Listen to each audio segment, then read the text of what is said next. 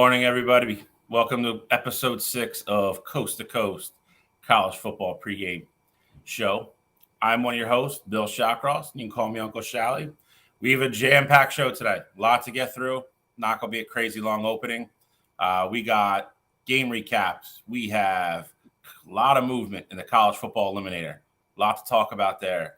We're going to do our quarter season Heisman update list watch. We're going to update that. A lot of movement there as well. We got to talk about the Mel Tucker situation in Michigan State. Officially been fired. Who are the top candidates to replace him? Of course, we got game previews for not next week, for later on today. And then, of course, pick 'em. So before we get into it, introduce you to the two guys that help me run this shit. First, my Buckeye brother from another mother, Mr. Cottrell Simpson. How you doing this morning? I'm all right, man. It'd be better, if we had some Ohio State football on today, but, I'll take the football that I can get. Well, Ryan Day is still yelling at Lou Holtz, so he needs to take a week off. He got put in timeout, so they're not going to play this week. But they will be back next week. Who do you guys have next week? It beats me. It's nobody good then. And then, as always, last but certainly not least, some people might say he's our Pat McAfee. Not sure. Kind of like it, though. But he's our West Coast man, Mr. I Black, Alex Elmore. How you feeling, buddy? It's early out there. It's good, man. Yeah, I will take the Pat McAfee compliment. All right, that man is on ESPN right now, and that's where we're headed. No, man, I'm excited. Today's my son's 11th birthday, so it's already started off to a great day. And now we're going to get into some college football stuff, and then we'll get to go enjoy the rest of the day and watch some football. So it's going to be a good Saturday. Well, happy birthday to little Elmore then. Facts. Thank you, sir. But we got to jump right into it because we got less than 2 hours to kick now, and we got a lot to go through and a lot of information to get you guys. So here we go. We're going to start writing recaps from last week. We're going to start with UCLA at Oregon. Low-scoring game. Lower scoring than I think a lot of people expected. I don't think anybody thought this game was going to be in the 30s, but 14-7. Kind of a defensive battle. I would say Dante Moore, first game where he kind of really looked like a true freshman.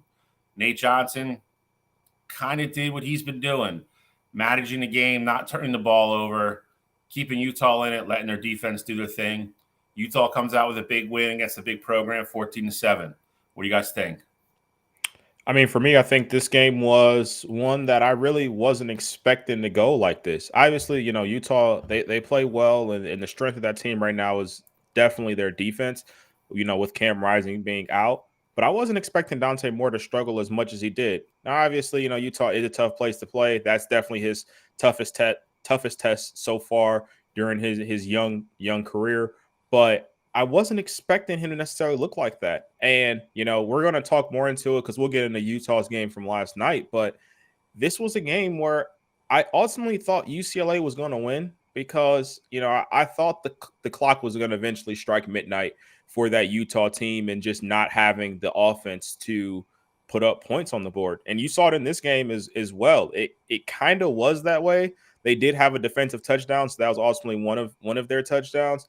But I was definitely expecting more from that UCLA offense. If clearly you can see it with the score, but if Dante Moore puts up 2 touchdowns, leads 3 scoring drives, they win that football game. And I was expecting him to do that. They looked dominant, to start the year, but you got to give all the credit in the world to that Utah defense. I mean, they've held their own so far without Cam Rising, and I can't wait to see what they look like once Cam Rising is back. I'll say that. Alex? Yeah, I mean, it's definitely Cam Rising is definitely a huge difference maker on that Utah team. The game itself against Utah and UCLA had 24 total first downs in 4 quarters. It was definitely a defensive battle. I mean, Dante Moore threw for under 50%, and the UCLA team averages 205 yards per game on the ground. Only managed to get 9 yards on the ground against that Utah defense. As you can see on there, Jonah Ellis with 10 tackles, 3.5 sacks. Dude is on a tear this year with 5 tackles for loss. Utah's main issue is Nate Johnson. If you watched the game last night against Oregon State, you probably have the same exact opinion that Cam Rising is the difference maker on that Utah team, and that defense can only take you so far, especially if you're only able to score 14 points against UCLA. Obviously, their defense did fantastic, keeping Dante Moore in check. But I know we got more to talk about with Utah, so let's keep it going. Bill, what do you think? No, I agree with both you guys. I mean, I think this is a typical kind of Utah game and kind of how they have to win games right now until Cam Rising can come back. And I agree with Cottrell as well. I kind of want to see him back because I feel like there's more to this offense, and they're kind of playing in a very basic package right now with a very basic playbook. I just I think Nate Johnson, listen, to kind of getting put into a really tough spot, and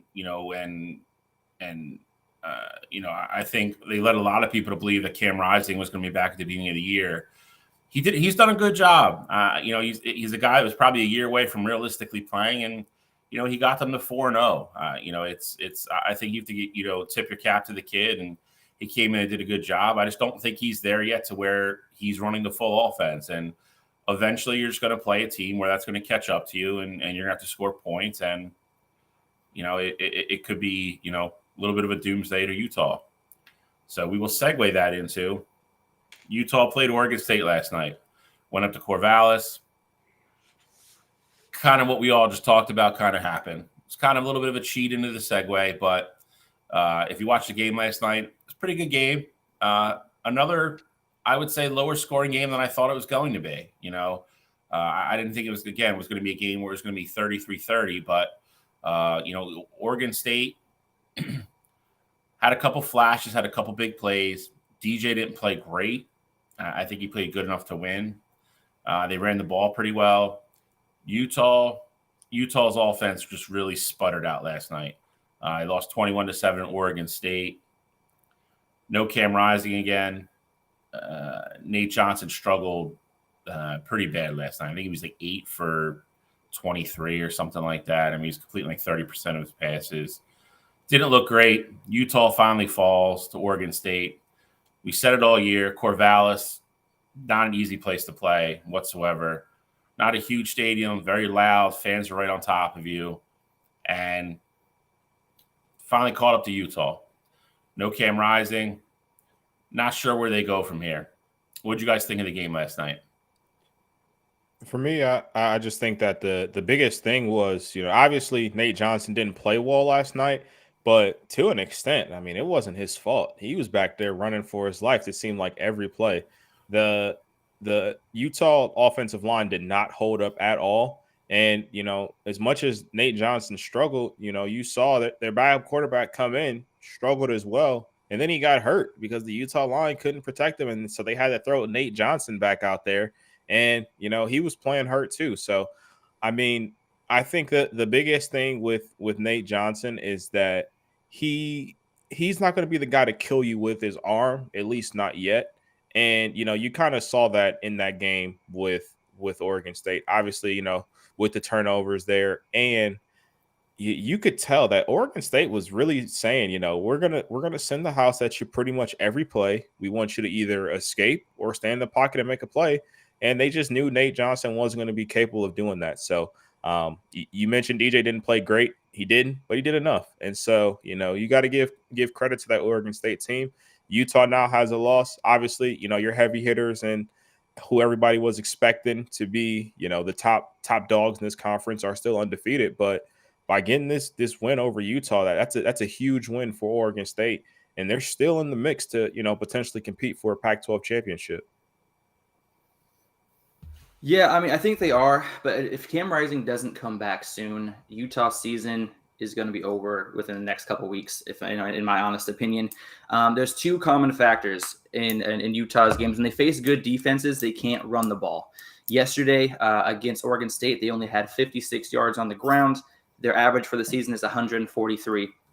Also, against Florida, granted, I know that they beat Florida pretty handedly, but that is probably one of the better defenses that they have played this year. And against that Florida defense, they only had, I think 85 rushing yards for that game. Let me just double check all my stats here. Okay, they had 105 yards rushing, but average under 4 yards a carry. So when they struggle on the ground and they have to rely on the quarterback play without Cam Rising, it's bad news for Utah. Their defense is fantastic, but like I said, if you go up against a team like Oregon State, they can control the ball, run the ball, control the clock. It's not going to spell good news for your offense. Agreed. I mean, they have a longer week off now. I really hope we see him next week. I don't know. I didn't look ahead. I don't know who Utah has, so I don't know if it's another game where they think they could skate by or. They got California next week. Oh yeah, they have a bye. Sorry, I was going to say I thought Utah was heading into a bye, and I think they're going to probably try and bring Cam back after the bye, which was probably the plan all along. But agreed. Of course, they didn't want to express that. Well, they definitely need to, because with California coming off their break, right after that they got USC and Oregon. So you're definitely going to need some sort of offensive difference to come out of that locker room if they're going to keep up with those two offenses. And I think that's like the perfect bring back game for Cam Rising. I agree. It's a good game for him to come back and get some reps and then be sharp for USC, because that's going to be their season. So, Cottrell, I'm going to let you pick. Where are we going next? So, I mean, briefly, we can cover because, we're going to give Washington State their love, just a little teaser, later on in the show. But, let's just quickly go over Washington State, Oregon State, because, Washington State they're still undefeated. They are. So, Pullman, not again. It's a sneaky, tough place to go play. Oregon State. This was more of a game that I thought, we got exactly what we thought we were going to get, if I was being honest. 38-35, kind of a shootout, a lot of offense, a lot of just airing the ball out, and, it was an exciting game. Cam Ward is balling. That's all I can say. I don't know how else to put it. You're probably going to hear his name quite a bit in, one of our upcoming segments, just, a little tease there. DJ, again, not great, not bad. Probably did enough to win. They ran the ball real well. Washington State came out on top. They had the one extra possession that they got, and they took advantage of it. They're undefeated, and again, the later in the season we get, it's a team that you're not going to want to travel to go play with your back against the wall type thing. Cam Ward has that offense flying up and down the field.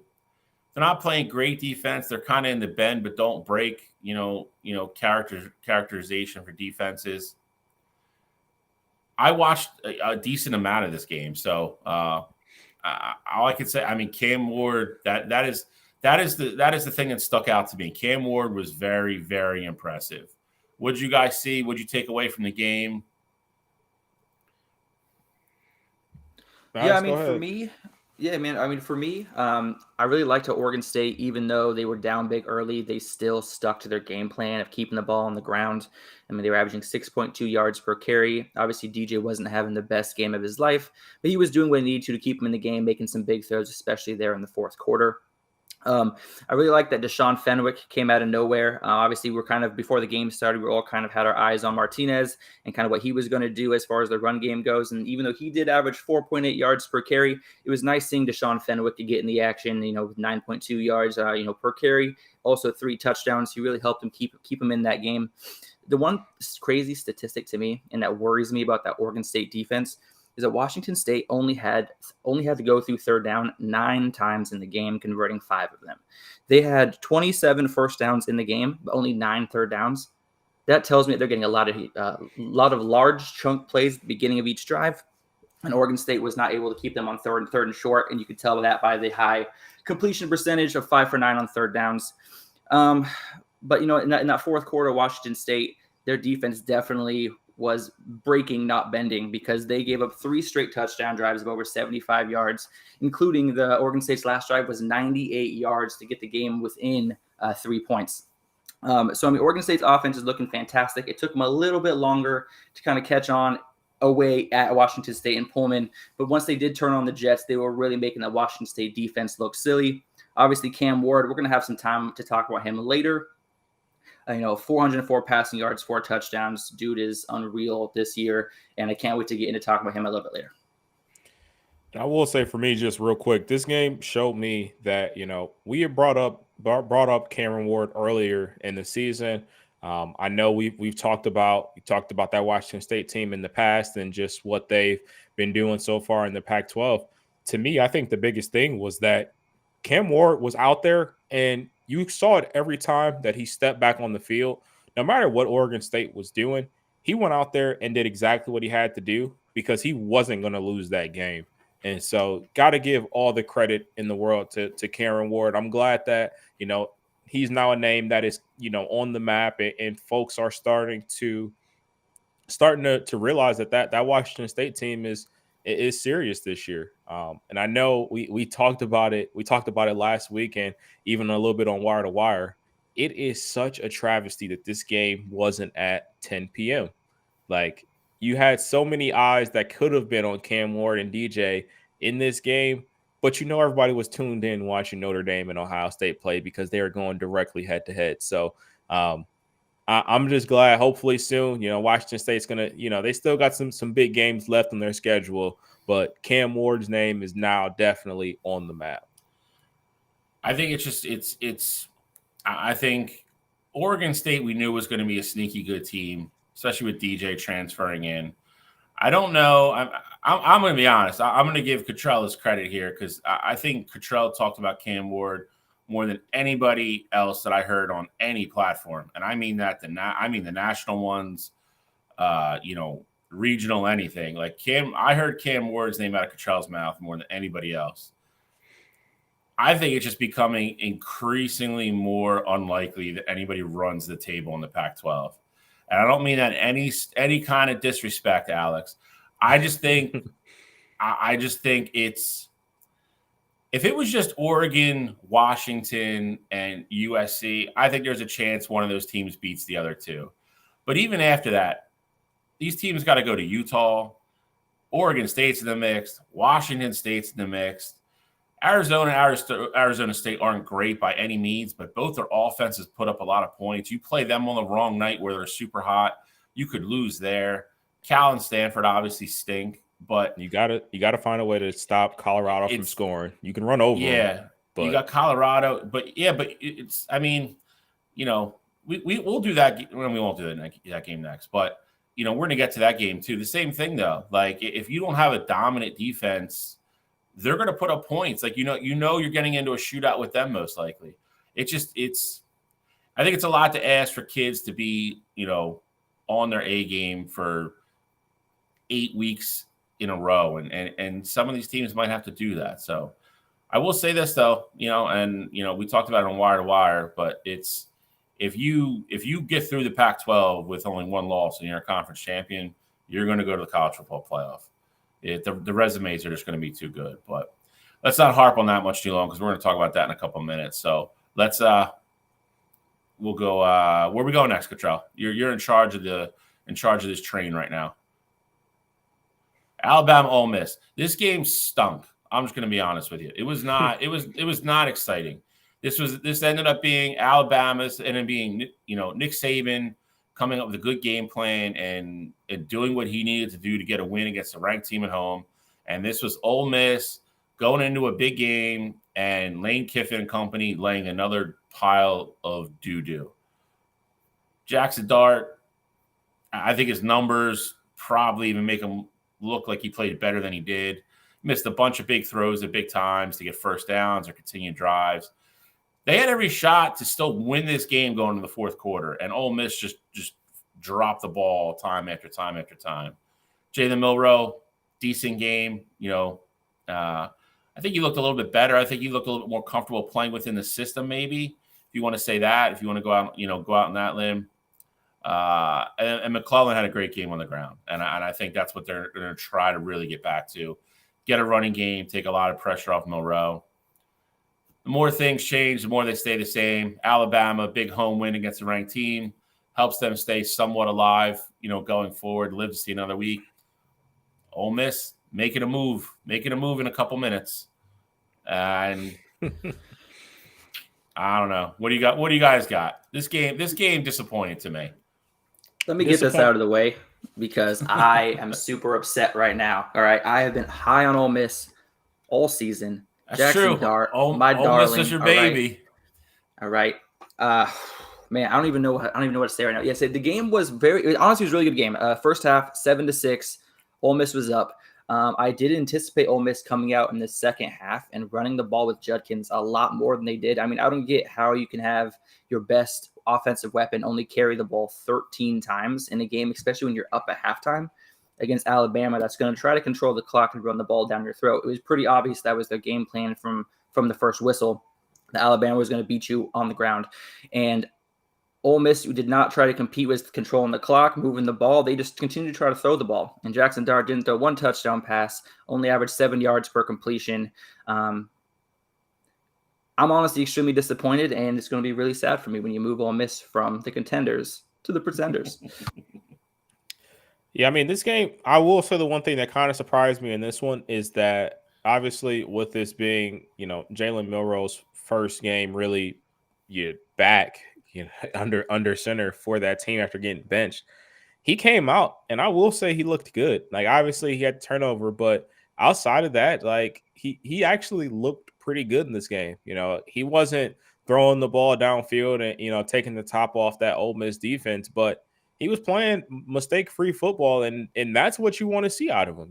If he does that and he's not trying to force things, with the way that the Alabama defense plays, this isn't one of the all-time defenses at Bama, but they are still good enough to hold teams to less than 20 points. And so if you find a way to, be successful in the run game and just have Jalen Milroe not turn the ball over, I think that can be a recipe of, I'm not going to say success, but it could be a recipe for survival for that Alabama team right now that I think is, really going to struggle to win the SEC West. But if they keep up that game plan with Milroe just taking it easy and then running the ball, I think, they can find ways to beat teams that I probably wouldn't have picked them to beat before the season started.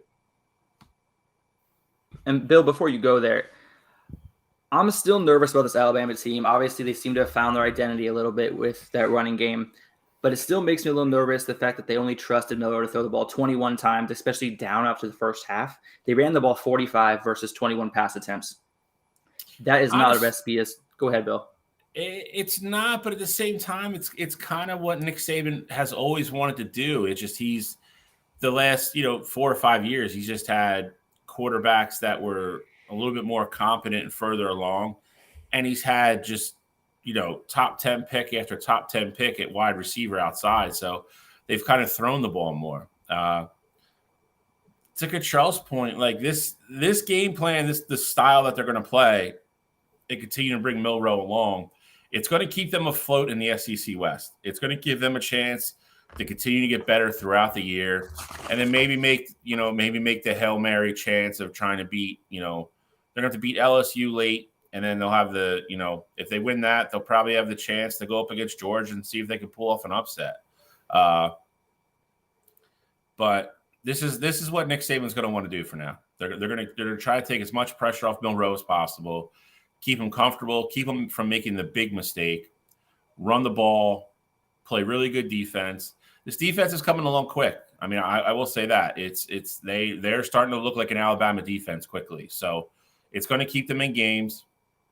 We'll see where they go. This is going to be a typical Nick Saban, coach them up job. In a couple weeks, we're going to be sitting there staring at Alabama probably being 7-1. And, then you'll have all the crazy pundits talking, how this team can still do this, this, and this. I don't see that. But, I mean, LSU hasn't knocked my socks off. I don't know about you guys, and Texas A&M is definitely not there now. But it's I think the SEC West is wide open, and I think Alabama still just I said it earlier. More things change, the more they stay the same. I think we're pointing to another year where Alabama probably sneaks out of the SEC West somehow. It's going to be crazy, but we'll see. A lot of football left to go. Conductor Cottrell, where we go next? Florida State, Clemson. Wild game. Wild. Dabo. I think Dabo screwed his kids a little bit in this game, but you a walk-on kicker back that had a kick towards the end of regulation to win it. Kid missed it. Went into overtime. Oops. Oh God. Went into overtime. Florida State came out, scored, stopped Clemson on some bizarre play calling. Man, this is. I'm gonna let you guys go first. I don't even know how I really want to approach this game. I'll approach it direct and tell everybody exactly what I told you guys in the group chat.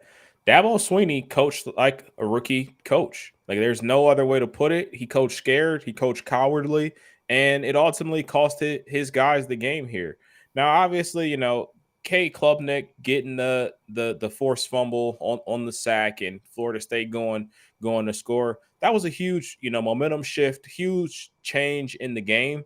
But there was a situation where Clemson had the opportunity to kick a go ahead field goal before it even got to overtime. And there was a third down call, and Dabo played that super conservative. He didn't let Cade air it out, didn't give the ball to Will Shipley, played it super conservative, didn't gain many yards, and they kicked the field goal. Kid missed. I mean, it was a chip shot, and the kid missed. Defense comes to play. They get Florida State stopped, and the game goes to overtime.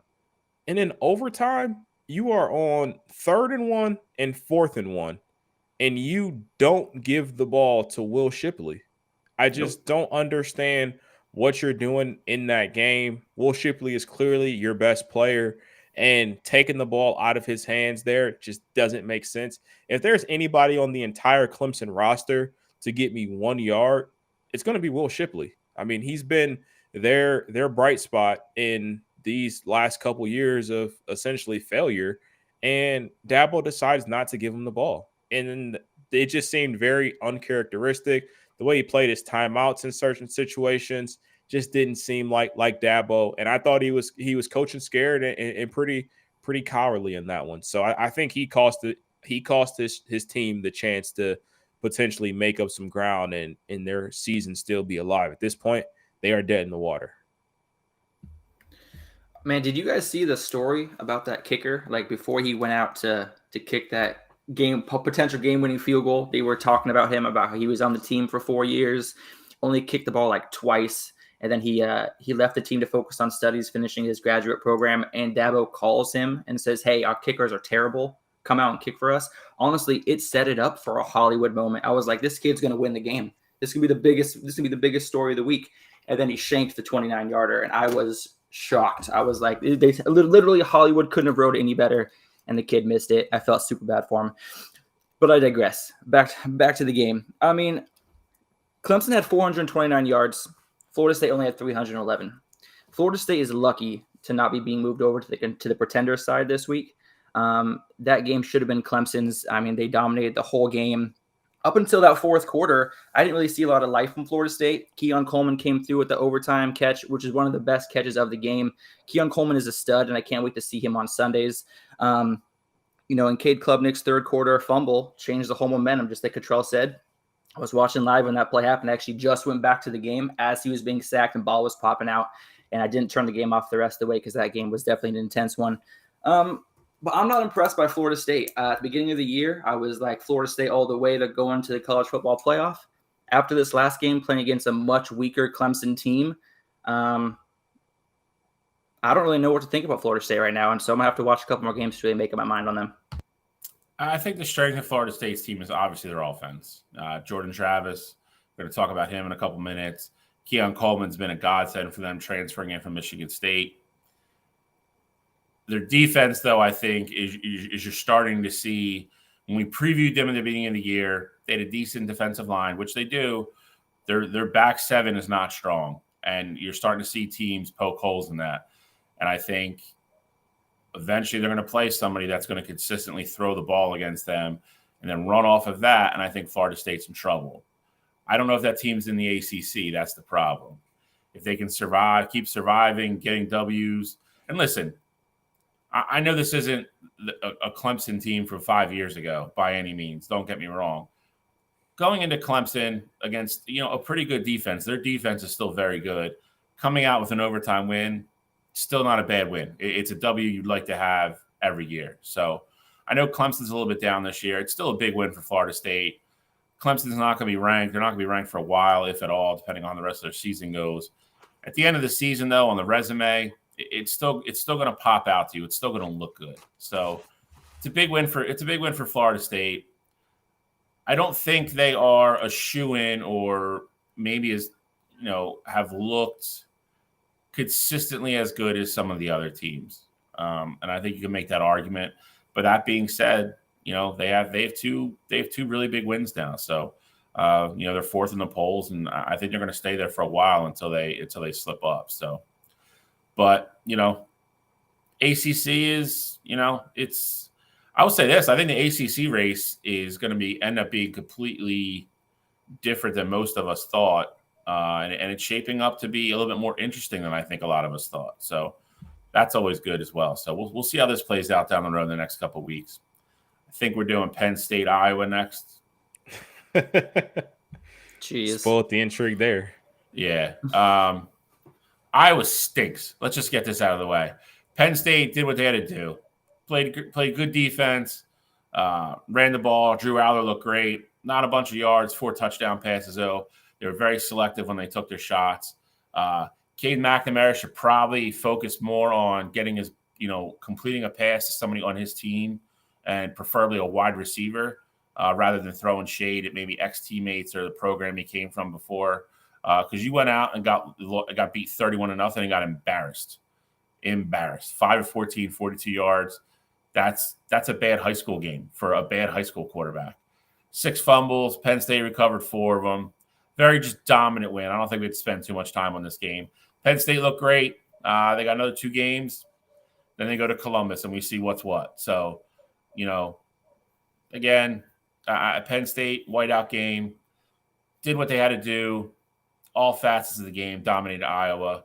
You guys can jump in here and say whatever you want to say. I'm done with it. Iowa is exactly who we thought Iowa was. Go away. I'll keep it brief as possible. Penn State's team in general, they didn't impress me until probably, I'd say more so the second half. That was when I really started to appreciate what Penn State was doing. Defense looked great the entire game. Iowa's never had a world beater offense by any means, but I was expecting more from Cade. I know he had, one of his tight ends was out in that game, but I was expecting more from that Iowa offense.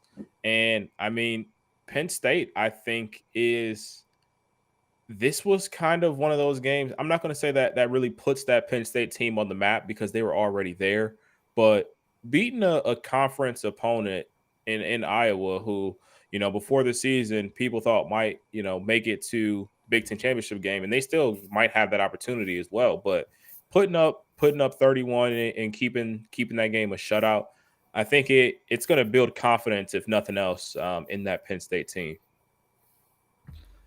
I was also really high on Iowa this season. So it's been a really emotional week for me with Ole Miss getting handled by Alabama, then Iowa not even showing up against Penn State. I'm just going to throw out a couple stats. I'm not even going to talk about Penn State. 31-0 tells you everything you need to know. But Iowa, their defense had 0 sacks. Okay.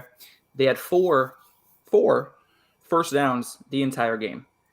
Guess how many completed passes they had? They had 6 completed passes. Penn State's defense is good, and Iowa's offense is terrible. But you're telling me you can't complete more than 6 passes when you're down by 31 in a game? Like, that is absolutely crazy. They had the ball for 14 minutes, y'all. They didn't even have the ball for a full quarter. I mean, that game was absolutely atrocious. And yes, Iowa was without 2 running backs and their starting tight end, but they still had Alt there who had transferred in from Michigan, and that's one of and he came over with McNamara from Michigan. So there's got to be some chemistry there. They got to have something that they had worked out. I'm absolutely embarrassed. The game was manageable at halftime, only 10-0. I mean, shoot, the only drive that Penn State didn't score on was a missed field goal. I mean, it was like Penn State was going up against a practice squad. I mean, it was. All right, I'm honestly done complaining about it because it was not even a game worth talking about.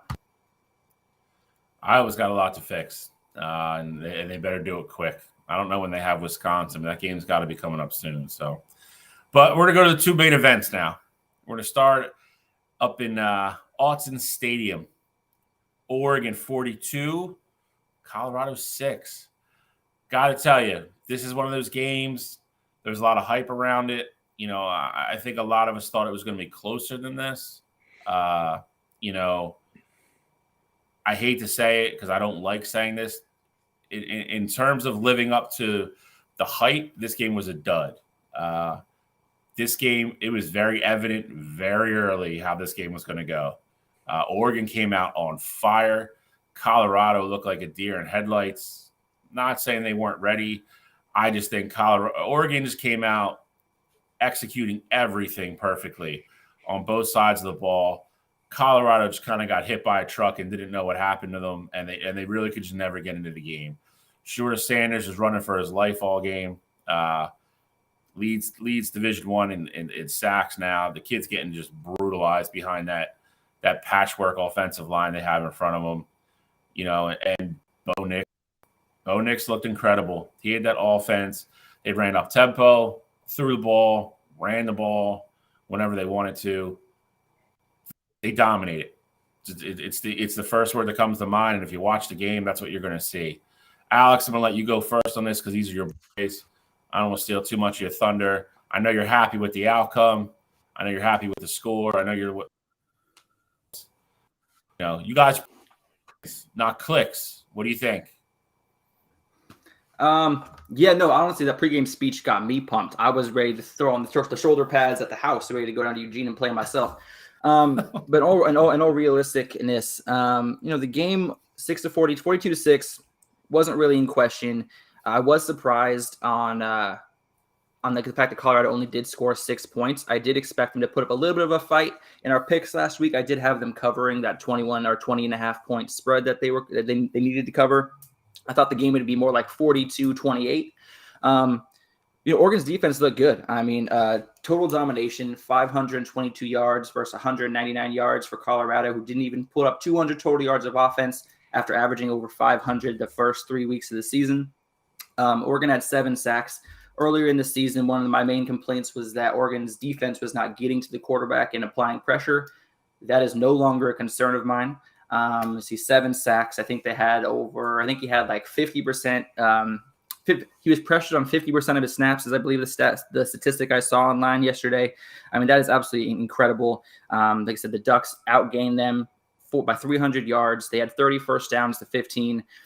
I mean, the game never looked in question. Shedeur Sanders, great athlete. He couldn't do nothing. That defense couldn't stop. The defense couldn't stop it if you paid him to.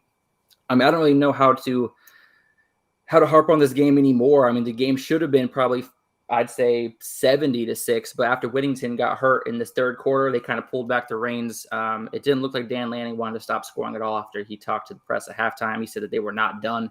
They went to the locker room. Bo Nix said they were not done.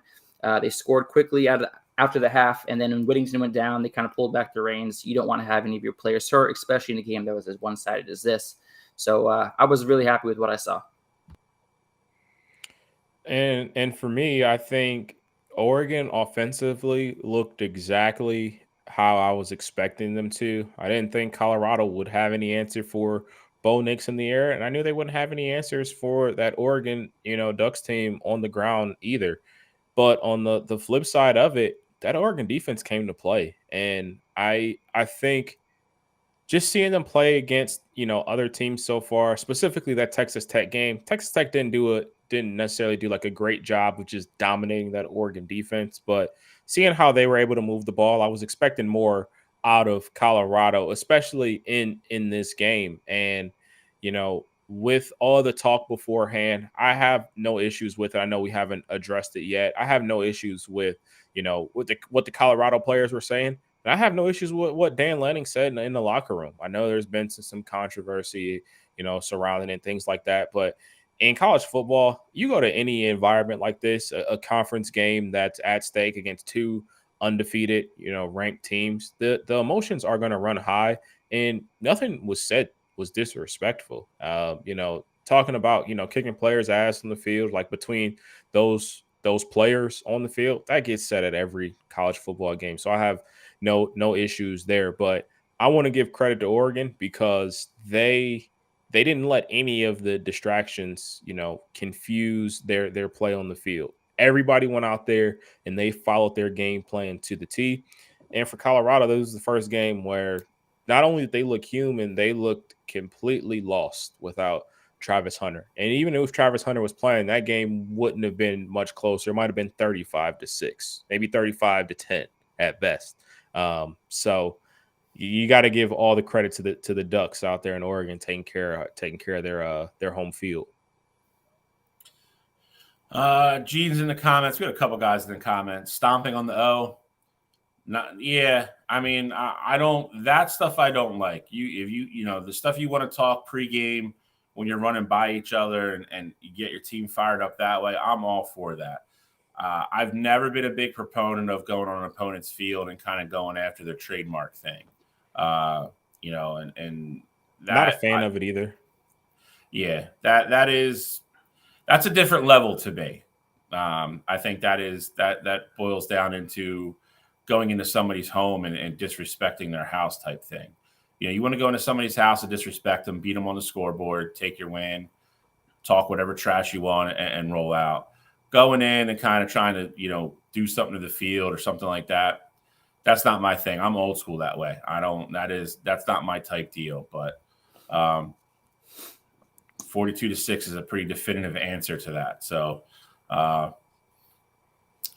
sucks we won't get to see the rematch of this next year. But,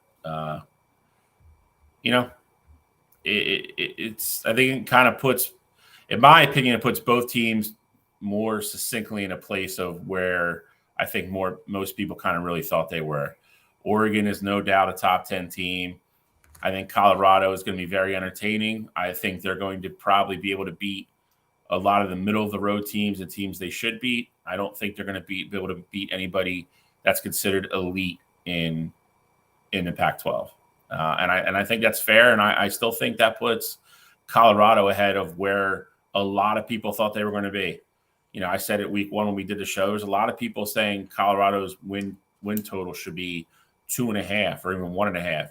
Dan Mullen went on ESPN and said they're going to win 2 games. They have 3 already. So Dion has those guys way ahead of schedule, and that program's on the rise. So, I mean, they're coming. I mean, he's going to continue to recruit and they're going to continue to get better. But Oregon is an elite team right now. Oregon is a team that absolutely, has a chance to win, at least get to the college football playoff. Offense is very good. Defense is, I think, better than people thought. And we'll go from there. So we'll see what happens in the next couple of weeks. But we get to the main event now. Ohio State, Notre Dame. Lower scoring than I think a lot of people thought it was going to be, myself included. I thought it was going to be a close game like this. I absolutely did. I thought the game played out a little bit differently than I thought it was going to, though. I think Sam Hartman was very tentative. I think the play calling for Notre Dame was very tentative. I think Ohio State's defense for spurts in this game looked dominant. I think Notre Dame's defense is a lot better than people think it is. And not going to take too much credit, but I said the key to this game for Ohio State was for TreVeyon Henderson to look like TreVeyon Henderson, and he did. Had the one big run, which accounted for a lot of those 104 yards, but his other 13 carries, a lot of them were big carries, 33s, getting first downs, keeping the chains moving, keeping the pressure off Kyle McCord. I'm going to let Cottrell get into this because it's his boys.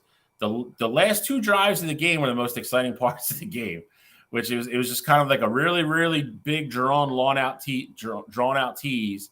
And then we got touchdown in the game, which was crazy. So it was a good ending. I like Marcus Freeman. I don't want to put too much blame on him, but I think he really dropped the ball the last 2 minutes of the game. But Cottrell, I'm gonna let you get into this in depth. These are your guys. I don't want to take too many of your talking points or anything away, but get into it, buddy. What'd you think? What'd you see? What'd you feel? So, I mean, I think the biggest thing was that I was expecting the game to be a little bit more high scoring. I think I said 31-21 or 31-24, something like that, Ohio State. And I was definitely expecting more points to be put up. But to your point, I think Notre Dame's defense did look a lot better than what I was expecting. I knew they had a good defense. I just didn't know that they would be able to, for the most part, hold, Mecca Buka, Marvin Harrison Jr., and even Henderson in check. I thought they would do a great job in the run game, which they did outside of that one. You take away that big TreVeyon carry, and he's probably, high 3s per carry. And so I was kind of expecting that to be the case.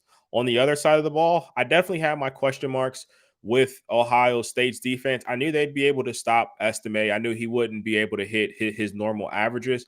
The one thing that concerned me, though, was that Ohio State had been very prone to giving up the big play in their big games last year. You saw it against Michigan in that game. They would give up the 60, 70-yard runs to Donovan Edwards. And of course, you saw it in the CFP semifinal against Georgia, where that was how Georgia got back in the game, big play after big play. So with Sam Hartman having that experience and just knowing the kind of arm talent that he had, I thought he would be able to, pick us apart down the field. But Jim Knowles called a hell of a game, and so I can't be mad at what Ohio State did there. Now, I will say the one thing that got me excited about this game was Kyle McCord had to go down and score a touchdown, lead a touchdown scoring drive to win this football game. And there was never a point where he flinched at the pressure. I know previously when CJ Stroud was tasked with that, it almost felt like every time it was like, he's not gonna go down there and lead us. And with Kyle McCord, not gonna lie, as hopeful as I was for it, I was not expecting him to go down and lead us all the way. So I will say I definitely was impressed by Kyle McCord having the calm, cool, collective nerves and fully prepared to lead us down the field and score. Threw an absolute missile on 3rd and 19 to get Ohio State down to the 1-yard line, and obviously Chip punched it in from there. But I mean, it was a great game. I think it's a great test for that Ohio State team. And, I think that's the kind of game that they needed to gain some confidence on this year, knowing that they got a quarterback that can ultimately go out there and go win them the football game. This is a two-sided thing for me. I'm not going to take credit away from the kid because I think when you look at that throw, people are like, oh, like, I hate the defense Notre Dame came out in 3rd and 19. I hate it. It was so soft. It was soft. It was dumb, and I can't stand it. They gave him the time to make that throw. Now, here's the credit why I will give Kyle McCord, and this is the part that I don't like what people are doing. If you watch that play, he knows where that route is going to take that wide receiver, and he throws it a little bit back shoulder to make sure neither one of those defenders can make a play on the ball. You have to give him credit for that. That is a smart throw. That is a throw that I think Cottrell would agree is the type of throws that the Ohio State fans have been waiting to see from him. That was a great throw. I hate that Marcus Freeman gave him the opportunity to sit back there and make that throw with that. He, in essence, went into prevent defense, which I just don't get it. I hate it. And then on top of that, you have, the running play at the end with only 10 guys on the field. How nobody called timeout on that is beyond me. Some of this has to be put on Marcus Freeman. I'm going to give way more credit to Ohio State. They got the ball and they drove down the field and scored. And that's what big time teams do. I think it's a great win for Ohio State. I think it still answers. There's still a lot of questions to be asked of both of these teams. But I think you have a lot more answers than you did before. I think Ohio State is going to be there just like we thought they were going to be. Notre Dame, huge game later on today. We're going to talk about it in a couple minutes. But, Alex, you have anything you want to add to this? Yeah, I mean, I'll be quick. I mean, Ohio State's offensive line did a phenomenal job. They only allowed 2 tackles for loss the entire game, keeping McCord, which I believe I said last week was half their battle was keeping McCord upright, and if they're able to do that, they're going to be able to put up some numbers. Granted, I was wrong on putting up the numbers part, but him staying upright did allow him to complete that 19-yard pass, which, like Bill just said, that defense was so soft. But again, he had the awareness to make that throw, the arm strength. He showed that off on that pass, and he looked really good on that throw. But honestly, for me, Notre Dame lost. There was 2 drives that Notre Dame lost this game on. He had 2 turnovers on downs, 4th and 1, and on both plays, they had Hartman run the ball. Why are you having Hartman run the ball when you have Estime, who's averaging 5 yards per carry in the game, and he's the best? He's the leading running back in the nation. How do you not hand the ball off right there to get those 2 first downs? One of them coming late in the game. So for me, it's a lot of questionable coaching calls, and I think that they need to iron some things out before Notre Dame becomes real contenders going forward. Good segue, Alex. We're going to go into our college football eliminator segment here.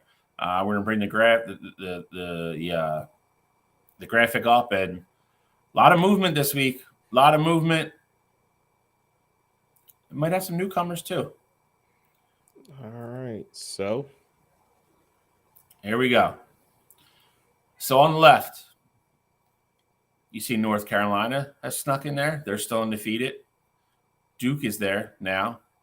Everybody else has been there since the beginning of the year. Or no, do we just add Oklahoma to Oklahoma? Oklahoma's been at it. Oklahoma's been at it. They got a big game coming up in a few weeks with the team right below them, Texas Longhorns. That's going to be an eliminator game. Other than that, you got Georgia, Miami, who've been there all year. The 3 Pac-12 teams on the left, Washington, Oregon, USC. Those games are coming, people. They're going to be great. They're coming. You got Michigan, Ohio State in the middle. Duke, North Carolina, we just added. And then obviously Penn State and Florida State have been there at the beginning of the year. You got LSU on the other side. You got LSU. They got a lot more company than they did after week 1. TCU still over there. We've added Ole Miss. Clemson, you're done. As we move more teams over, you guys are so bad, you're probably not even going to fit on the graphic by the end of the year. You're just going to be off this damn thing. Tennessee still over there. Fortunately, we had to add Utah. A&M. Notre Dame is now hanging by a thread. We had a pretty spirited discussion about this on Wednesday about Notre Dame. There is a way back. It is brutal. It's brutal. They have to win out, and they need a lot of help. First impressions, thoughts. Who do you think has a shot to get back to the other side, or who you think might go from the contender to the pretender side this week? A lot going on here. It's a busy week for the eliminator. It's a busy week for the eliminator. A lot of moving for Cottrell. I think for me, the team that I'm looking at getting moved back over here is gonna be Notre Dame. I think Notre Dame has, obviously, we're going to talk about the Notre Dame Duke game, but I think depending on how they look in that game, if you travel down to Duke and you take care of business and you put out a statement, I think that can ultimately get you moved back over to the contender side, especially because you were within 1 yard and in one player of still being on that contender side and Ohio State being on the flip side of things. So I think they have the opportunity to put out a statement win today against that Duke team and let everybody know, hey, we are for real, and we deserve to be on that contender side. Yeah, I mean, I think today a couple teams on the pretender sides get X's put through them and gets knocked out for the rest of the year. I'm not too, after watching last week, I'm not excited on Ole Miss anymore. A&M's falling out. Notre Dame was one of my earlier season picks for a college football playoff. I don't know, man. This last week really messed up my predictions. But I do anticipate at least 2 teams getting moved over to pretenders today. I'm not going to reveal who because I'm going to talk about it. I didn't pick them. But I like where our list is at. And next week, I think we're going to add one more team to that contender side. And we'll cover that later, though. I don't want to give too much away. I think the best part about this is we have, especially in the SEC, the next couple of weeks, we have what are literally, they're going to become eliminator games. A&M plays Alabama in a couple of weeks. I know LSU has, I think, A&M in a couple of weeks. Tennessee has Georgia in a couple of weeks. Utah is eventually going to play, Colorado, Washington, Oregon, USC. They have no room for error. So some of these teams are, that red X you see over the Clemson Paul, that's going to become a lot more common on the right side. There will be for sure 2 red X's on the pretender side because we get a LSU Ole Miss matchup today. So one of them is done for the year. It's true. If Duke could find a way to beat Notre Dame, Notre Dame's going to have an X. Yep. This is going to be fun. This is going to be fun because it's going to become a war of attrition. It really is. Penn State goes to Ohio State in 3 weeks, I think. That becomes a big game. Like I said, the Pac-12 the Pac-12, the mother's starting to eat their young. That's going to start happening soon. Red River rivalry, you have that in a couple weeks. Miami, the top right corner, is just kind of chilling. I'd have to look at their schedule. I don't know when they have Florida State or Duke or Clemson or anybody. I mean, they got to have somebody coming up soon. So, we decided to do this, kind of really late in the game before we started the show, and I'm glad we did, because it's going to become a lot more fun the further into the season we get. It's going to become a lot harder to stay on the left side of this graphic. So, we are done with this for now. This is where we currently sit, and we're going to get into some Heisman talk. We're pretty much at the quarter point of the season. We all gave our predictions at the beginning of the season. Not predictions per se, but preseason Heisman watch list. We're 3-4 games in now, so I think a lot of these lists are going to look a little bit different. Maybe some of the same names, but probably in a different order. Alex, it looks like you're going first. Conductor picked you, so have at it, bud. Yeah, no worries.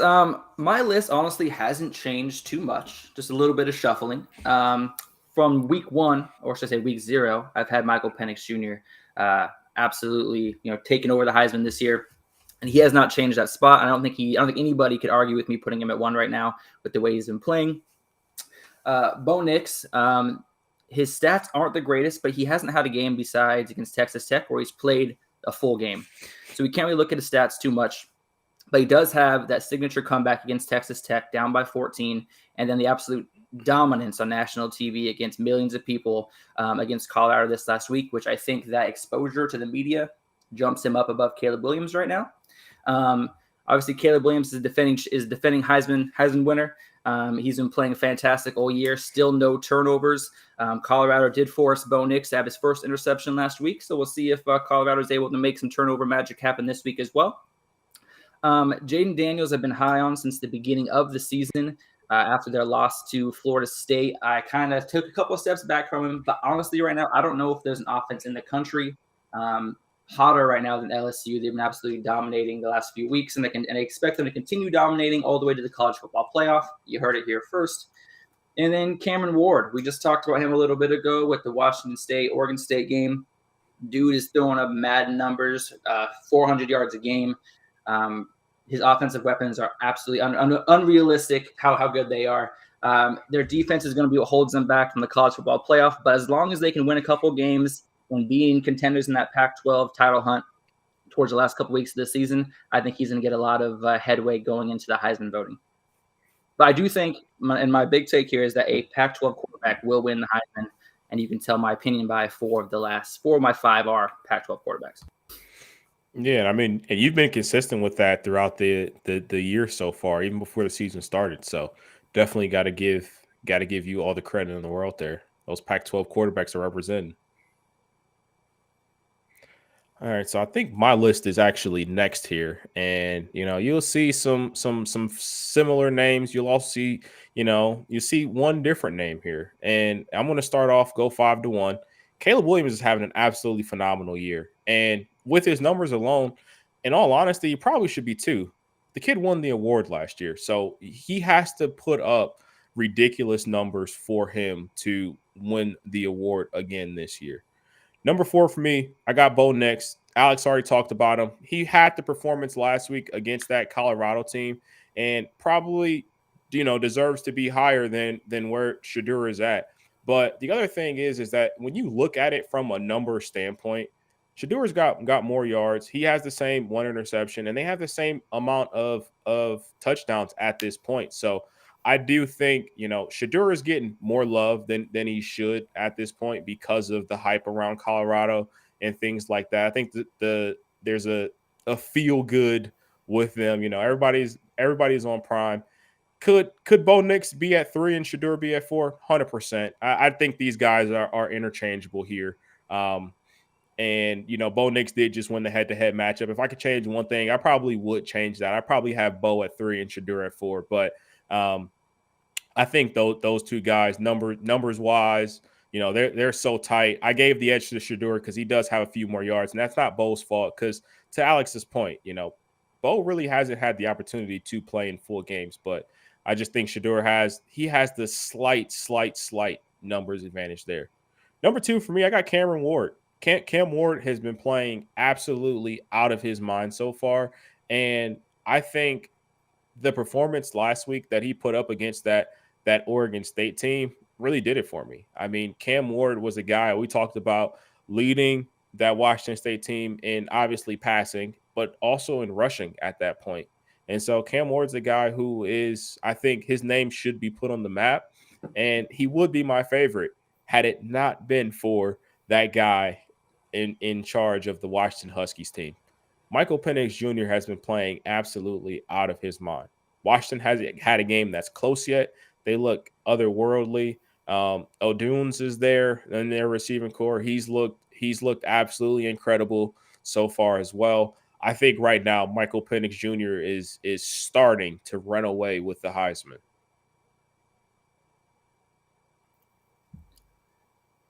I still can't believe you put Sanders 3. That's crazy. I could put him at 4. I said I could put him at 4. I can't believe he's on your list after last week. Yeah, I think last week completely got him off the list for me. He's got better numbers still than some of the guys that he's got better numbers than Jaden, and they both have one loss already. He's got better numbers than Jordan, but I can respect Jordan Travis being on the list because the guy's still undefeated. Yeah, so Jordan Travis, that's where I'm going to start. He was on my original list, moved down a little bit. They are still undefeated. He hasn't looked as great as he did week 1 against LSU. Still putting up good numbers. They're still winning. He's definitely still in the conversation. Bumped down a spot for me to number 5, though. Bo Nix, number 4. Bo Nix, I think, Bo Nix is going to have every opportunity in the world to climb up this list. I'll say that. Everything he needs to do to win the Heisman is still in front of him. I think Bo Nix has been hurt a little bit by the same reason I took Blake Corum off the list. Blake Corum's playing great. He hasn't had a carry in the fourth quarter of a game yet this year. He's just not going to put up the monster numbers that he did last year because they'd rather keep him healthy.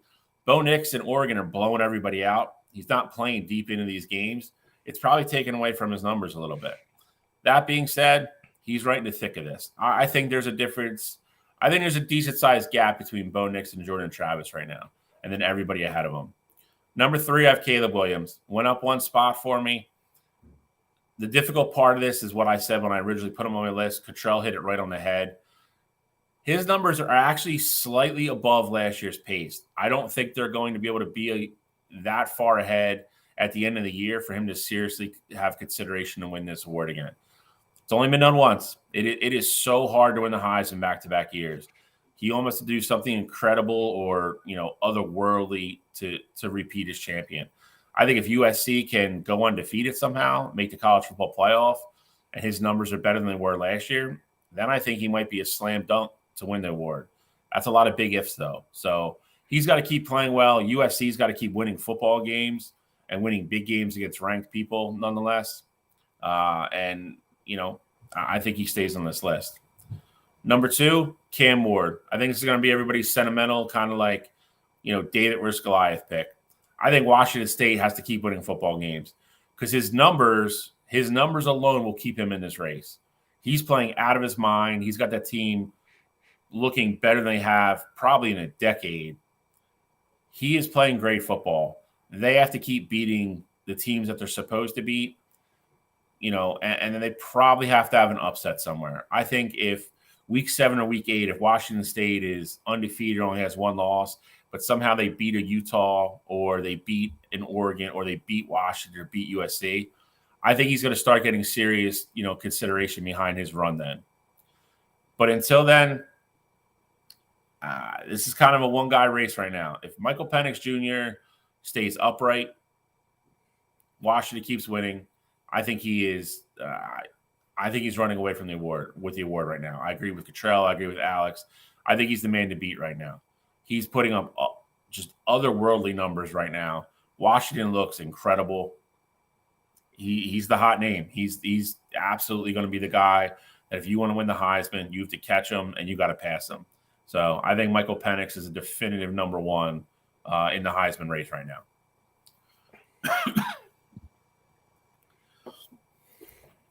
So we pretty much all have the same. Alex, you're mute. Oh yeah, no, that was my bad. But a quick note before you go on from the Cameron Ward is that they actually don't play Utah or USC this year, so that actually does help them a little bit. That will help. That will help. He's gonna have to. He's gonna have to listen. The record at that point will then help his team. So he only plays what, Oregon and Washington. So they play Oregon in 2 weeks or 3 weeks. I'm not sure if there's a bye in there. And then they play Washington in Washington the last week of the year, but they got the Ducks in Pullman. So they do have a chance there. They have upset Oregon recently there. So I'm not excited about that game. But that last game against Washington, we could be talking about a Washington State making the Pac-12 championship with the schedule they have. Pullman, not a place you want to go late in the season, I'm telling you. Especially if that team's good. If they're not good and it's just, not that they're going to roll over, but it's not super exciting. It's not awful. You go up there if that team's 7-0 going into that game, that place will be packed. Bo Nix will have his work cut out for him that night. Get it done. But so we're gonna go from there. We'll talk a little coaching carousel type thing here. Michigan State made it official this week. They fired Mel Tucker for cause. I still don't think we have any kind of a clear picture of what actually did happen, what didn't happen, who said it was okay, who said it wasn't okay. A lot of questions floating in the air that I don't think we're going to know for a while until this probably goes to court and everything gets laid out on the record. So I don't really want to focus on so much as the firing, if it was justified, how we think, and how we think it ends up playing out in court. Does Tuck get paid? Does he not get paid? I don't want to really focus on that because I don't think there's enough information or facts for us to really, form a real opinion on it. I want to focus on who's going to replace him. Michigan State's in a really, really weird spot right now. 2 down years in a row. They're in debatably the toughest division in football that is now going away. And you have UCLA, USC, Oregon, and Washington joining the Big Ten. I don't think you can consider this a top tier. It's definitely not an elite tier job. I think we could all agree on that. But I always kind of thought Michigan State was towards the top of the next group. Not a blue blood or a powerhouse or an elite team, but I think it's still a really attractive job. But I think Michigan State's fallen down a lot in the pecking order in the Big Ten, especially with the 4 Pac-12 teams coming next year. Who do you think they get? I came up with 3 names. Who do you think they get? How attractive of a job do you think it is really? And how easy do you think it's going to be for them to pull a big name? Cottrell. Well, I think Alex, go ahead. You're in. Go. Perfect. Let me just jump in here. All right. So I also nailed it. Dropped it down to 3 names. I'm going to give you the first 2 names, and then my last name is going to be who I ultimately think gets the job. First on the docket is going to be Brian Hartline, the offensive coordinator for Ohio State. I think, with what he's done with the Ohio State offensive team, they gave him a raise and they gave him a promotion. Am I right, Cottrell, this last year? Offensive coordinator. OC. Yeah, there we go. So, I think he's kind of primed for that next coaching job. A kind of off-the-wall candidate that I have is actually going to be Jonathan Smith, the coach from Oregon State. With the conferences kind of realigning and Oregon State rumored to go to the Mountain West Conference, I don't think that Oregon State has as much draw as a Michigan State would as a coach for ability to recruit players and grow a brand. And ultimately, my last and my favorite person to take over the coaching job is actually already in the building. He is Michigan State's associate coach. He's 67 years old. He's got 3 Big Ten titles. And he is also interested in coming back, and that's going to be Mark D'Antonio. I remember him from back in the day, took them to the college football playoff in 2015? And he's in the building right now, helping kind of move the regime along into the next hands, and he is interested in coming back. He's only 67. He's got a proven track record, and they absolutely love him there. So I can't think of anyone else to bring Michigan State back to the promised land than bring in the old ball coach. So I think that makes a lot of sense there. That's a name that I don't have on my list, but that can be one that I could definitely see making sense there. I have 3 guys as well, and I'm gonna start off with one of the names that you already mentioned, being Brian Hartline. I think Brian Hartline is primed for a coaching position. I think with him being at Ohio State and his proven track record in terms of recruiting and getting the best receivers in the country to ultimately come to Ohio State, I think he could potentially get a job better than Michigan State, but the Michigan State job offer is nothing to potentially sneeze at. Michigan State is a great first job for any, coach that if that's going to be your first head coaching job. I think it'll be interesting to see in terms of, what offers Hartline has on the table. And if he may try to wait it out the coaching cycle. Cause I thought, there was a point, without getting too deep in the coaching carousel, but there was a point where we all thought that Florida might have a head coaching vacancy. And, that's the job that everybody's going to be clamoring for. So it'll be interesting to see how different jobs shake out. But I think with Brian Hartline, his amazing recruiting track record and just being familiar with the Midwest, I think that's a name you definitely have to look out for. Second team I'm going to go with, second guy I'm going to go with, Pat Narduzzi. Pat Narduzzi is the head coach with Pitt right now, and I think that could be a move where, going from Pitt to Michigan State, that is a move up, and he's familiar with that Michigan State area. He used to be a DC with that Michigan State team under D'Antonio, and I do think that he could have some interest in potentially going back there and rebuilding that program. I think that'd be a move that makes sense for him. Then the last name I'm thinking about is a guy who I ultimately think they do end up getting, and a move that makes sense be Matt Campbell. I think Matt Campbell, you throw the Brinks truck at him. Obviously, the Big 12 isn't going to be what it used to be with, those teams leaving out, like Texas, Oklahoma, leaving the conference.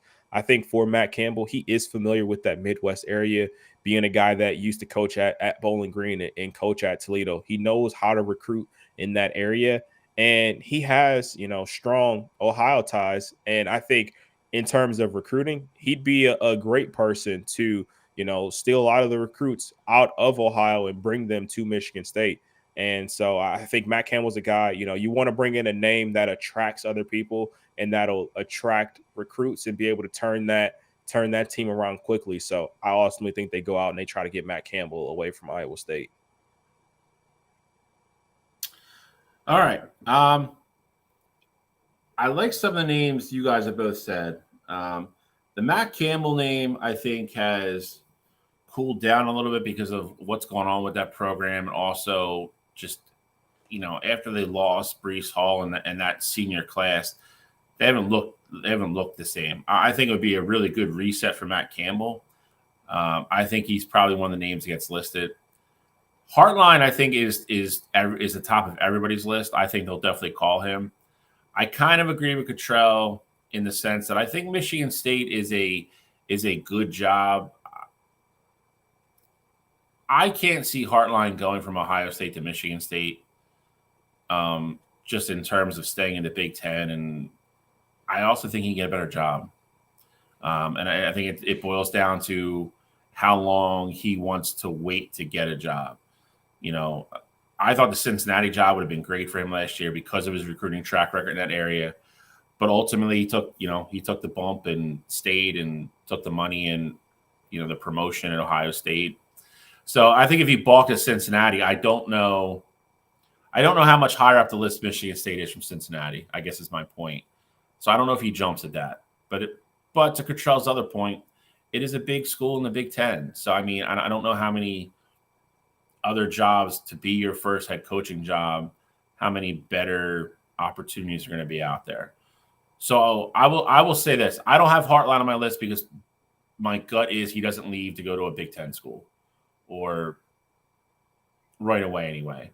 That being said, I will not be shocked if he gets the job, because I feel like if he wants the job, I think Hartline's probably the favorite to get the job. But these are the three names I came up with. Came up with Sean Lewis. He's currently the offensive coordinator at Colorado. Or a little deeper dive into this. Action. Yep, Cottrell knows who he is. He actually kind of did the weird, I guess, lateral step thing. He used to be the Kent State head coach. Dion came to him with an offer to be the OC at Colorado, and I think he thought that was better for his career. So he took the jump, went out to Boulder. Minus last week, I mean, you can't say the offense is the problem on Colorado. So He's done really well out there. I think it's a name that would possibly, show up on Michigan State's radar because he is familiar with the area. Coach at Kent State, familiar with recruits, coaches, everything in that area. I think he's a possibility. Next, I'm going to go with Matt House, who's currently the DC at LSU, has connections to Michigan State, coached there as a graduate assistant. At LSU, again, has a big name school on his resume. A younger guy that I think they would feel comfortable, kind of like in the same mold as Brian Hartline, somebody they think they can bring in and really let them rebuild the program and the culture there the right way, and have some legs to it and not use Michigan State as a stepping stone. And then the last name that I think is going to be very intriguing, we're about to talk about his team in a couple minutes. I think Mike Elko from Duke. I think however you slice it, he is a very senior-laden team right there, runs a very clean program, which, listen, I hate to say it, Michigan State has not had a good 3 years here. And it's not all the football team, so don't get me wrong. I'm not putting it all on the football program or even Mel Tucker, but that school in general has had nightmare after nightmare after nightmare dealing with things that have happened within the athletic department. You need somebody that's going to go there to run a clean program and get that program back on track. I think Mike Elko is gaining a lot of steam right now with what he's doing with Duke. And however you slice it, Duke is always going to be a basketball school. He is never going to be, and I know Michigan State's a basketball school, but Michigan State's football program is perennially a very good team. It's looked at as a high program. Duke's football program is not. The last couple of years, they've had a couple decent teams. This year being, kind of the one that sticks out the most because they're 4-0 and they play, they have a big game tonight. But very smart football coach. I think he definitely gets an interview, and I think if they call, I think he has to take it. Michigan State is definitely a step up football program-wise over Duke. So those are the three names I came up with. I think it's going to be very interesting. Like I said, I think there's 2 or 3 names that, if they do offer the program to them and they say yes, I think they're going to get the job. And I think Brian Hartline is definitely one of them.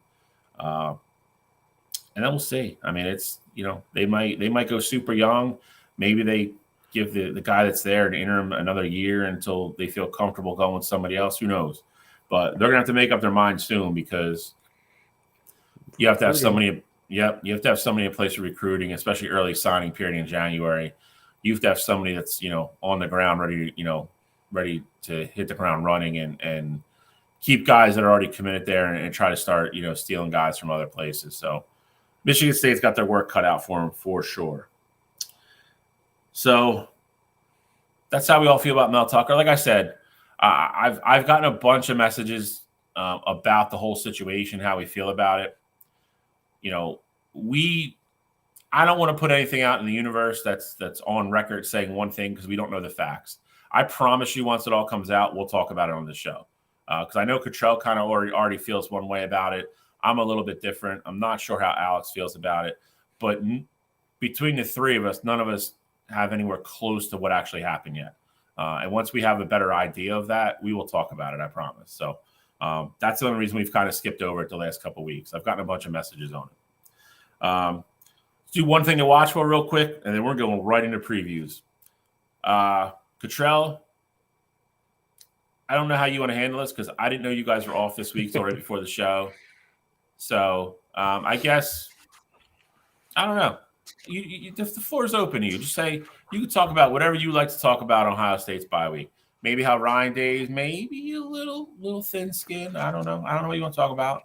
No, I mean, I think you've never seen any emotion from Ryan Day, and so he needed something to get under his skin and get behind his players' backs. And I would say within the past 2 years, there's only been one game where Ohio State has won the big one. It was the past few years, the biggest games they played, they've lost them.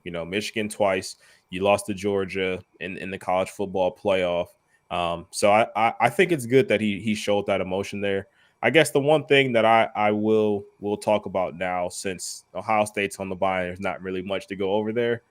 I'm really going to be interested to see the Georgia Auburn matchup. I think Georgia last week Their offense is finally, started to get it back on track. But I do think traveling to Auburn against that team that's been better than I thought they would be this year. They have an experienced quarterback. I think that game could potentially be closer than possible. Not saying Georgia's on upset alert, but that would be the one thing that I kind of am watching for. That's not like a game that's like, one of the ones that we're going to preview, seeing how Georgia goes to Auburn and ultimately, faces that adversity. Curious to see how everybody feels about the game. A lot of people got Georgia on upset alert today. Very interesting. Traveling to Auburn, and we'll get into a couple minutes. Alex, Ducks coming off a big win. Any chance of a letdown? What are you looking for this week? So they interviewed Dan Lanning and talked to him about last week's win and this week's upcoming game against Stanford. And he actually mentioned it. He said that this week he's keeping his guys focused so that his team doesn't have a letdown. All right, Justin, let's calm down on the Oregon State talk there, buddy. But no, in all honesty, today I want to see Oregon just not let down. I want to see him keep up the intensity. I don't want to see him let off the gas at all this week. But for me, the one thing I'm looking forward to this week is actually an individual matchup. It's not even in the Oregon Duck game. I'm excited to see Brendan Rice, son of Jerry Rice, and Shiloh Sanders, son of Deion Sanders, go head-to-head today. That's a matchup we saw back when their parents were in the league. And Brendan Rice this year is coming in with 5 touchdowns, 257 yards receiving. And then Shiloh Sanders, he's got 26 tackles, 1 interception, return for a touchdown. If they do match up, I want to see that matchup today, and I'm excited to see what the future of the Rice and Sanders household look like. And I think that's the matchup I'm looking forward to the most today. So we go on the road to Nebraska today. It's our first away game of the year. Obviously, always naturally, looking forward to see how they handle a road environment. Obviously, all these guys have, most of the guys on this team that are going to start and play significant time are, juniors or seniors. They've played a bunch of away games. But first one of the year, you always look for it. Want to see JJ rebound a little bit. Played better last week, but I think he's got to start being a little bit more aggressive. I want to see him stay consistently taking shots downfield. And then, Nebraska's got a good defense, so we're going to go up against a really good defense today, finally, against rushing the ball anyway. I think this offensive line is a little bit, behind where they were the last 2 years. They got to toughen up a little bit, especially at the right tackle position. So I want to see how they fare against a very good defensive line today and see if they can still run the ball with Corum and Donovan. So is what I am looking for. I think Michigan ultimately wins Nebraska fairly easily, but I think they'll put up a fight to be in the game for sure, especially in front of that crowd. So that is one thing to watch for. Preview time, boys. 4 games this week. And I think two of them technically will be considered eliminator games. So we're going to start out in the Pac-12. Number 8, USC. 21.5-point favorites at Colorado. I'm not going to go too far in depth in this game because I'm picking this game. I'm just going to say that I think Colorado shows up with a better effort. Don't think they win the game by any means, but I think they probably had a hard week of practice. I think you'll learn a lot about that locker room and how much they trust Deion with how they respond today. You go on national TV like that and get embarrassed and get punched in the mouth. I think it's very important to see what your response is when you take the field the next time. They got Caleb Williams coming to town. All eyes are going to be on this game later this afternoon. I expect a better effort from Colorado, and I'll leave it there. So I will let you two guys dig into this. I will say the one thing, and Justin, you already know I'm going to say it. Colorado covers today. I think that, for that USC defense, I honestly think if it was me, Alex, Bill, and I just found 8 guys on the street, 5 of them whom were big enough to play on the offensive line, I think we'd be able to score on that USC defense. They don't stop anybody. They can't stop anybody. We've seen it so far throughout the year. They have Caleb Williams, and he's going to be the guy that puts up all the points. I think USC has the ability to score 50 on whoever they want to in the entire country. But on the flip side of it, you got to stop teams from scoring points if you want to cover. So I think this will be a game ultimately that USC wins. But I think Colorado keeps this game close. You talk about it. You talk about it from last week and their performance against Oregon. I'd say that situation is very different in the sense of they were traveling to Oregon, and Oregon. You talk about Alton, and it's a terrible place for a team to go play, especially in your first game with true adversity. Yes, you went to TCU to play, different animal going up to Eugene to play those Ducks, and so I do think coming back home, still a big time matchup. Hey, we hear all the bad things about us. We hear that, we were pretenders and, now they're unranked. I do think that team is going to fight, and they're going to be able to pick up some rhythm because, again, that USC defense stinks. I think this one is going to be the high scoring game that we expected, last week, that shootout that we were expecting from last week. I'm going to go 45-35 USC, but I think Colorado keeps this game close. Alex. Yeah, I mean, it's 22.5-point spread. Dion said it last week. That game against Oregon was the worst you were going to see that team on the field. And frankly, after the first 3 weeks, there's nothing I've seen that I don't believe in. I believe they're going to get up for this game. They're in front of their home crowd. The guest list for the game is more exclusive than our contenders list of people who are going to this game. And honestly, the way that this game is going to go in Colorado's favor is two things need to happen. They need to come out and smack USC in the mouth, and they got to keep the game within 7 points in the first half. All right, that's first and foremost. Second half of the game, they need to slam the ball down USC's throat with Dylan Edwards and actually try to actually run the ball. Like, dedicate yourself to trying to establish a run game. Dylan Edwards is averaging 5.7 yards per carry this year as a freshman. That dude is nasty. Get him in the open field, hand him the ball up the middle. Let's see what he can do in the tackles. Shedeur Sanders has been sacked 22 times. If you want to be able to get bowl eligible this year, you got to keep him upright. All right. And the best way to do that is to hand the ball off.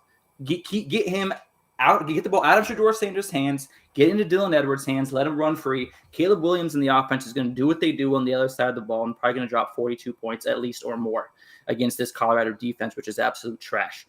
All right. USC is going to run the ball. They're going to throw the ball. They're going to score. But if Colorado can keep up and keep the game within 7 points at halftime and actually run the ball today, like I said, they are averaging good.